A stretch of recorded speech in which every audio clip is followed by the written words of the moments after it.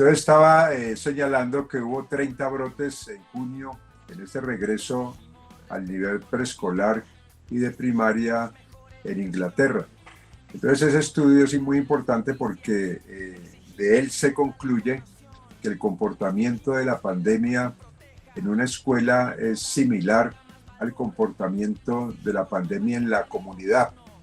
O sea que si en la comunidad hay casos activos nuevos de cierta magnitud, igualmente la escuela se verá afectada. Como es obvio, pues si los niños van a la escuela tienen que provenir de la comunidad.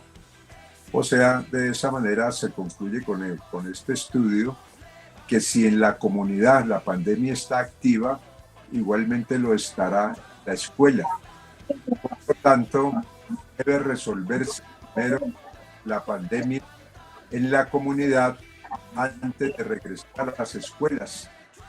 Esto debido a que los brotes a los que me refiero, así fueran pocos, ocurrieron en comunidades donde la pandemia estaba más activa.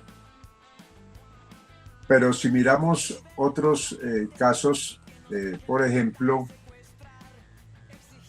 relacionados a la discusión si los niños son susceptibles a la infección o no lo son, o si la transmiten o no la transmiten, o si la transmiten con la misma eficiencia o menor eficiencia que los adultos, allí podemos señalar una serie de datos de manera histórica.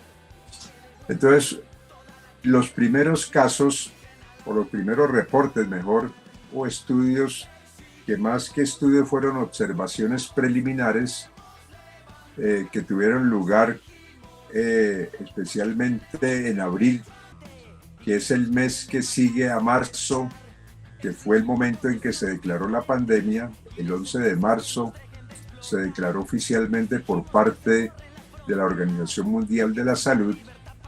Entonces los primeros reportes en abril indicaban que los niños prácticamente no se infectaban. Esos reportes o primeros estudios o estudios preliminares fueron objeto de críticas porque en marzo se cerraron las escuelas ante la declaratoria de la pandemia, ante la declaratoria oficial por parte de la Organización Mundial de la Salud. O sea que esos niños, al observarse que no acudían a los hospitales con los síntomas que determinan que se acuda a un hospital, el principal de ellos es lo que se llama en términos médicos la hipoxia, o sea, la dificultad para respirar. Entonces se empezó a concluir que los niños no se infectaban. Entonces las críticas a las metodologías con que se habían hecho estos estudios preliminares se centraron en que era obvio porque los niños en marzo, al cerrarse las escuelas, sus contactos habían sido eliminados y permanecían en la casa. El único contacto que tenían era en su casa. Porque tenemos que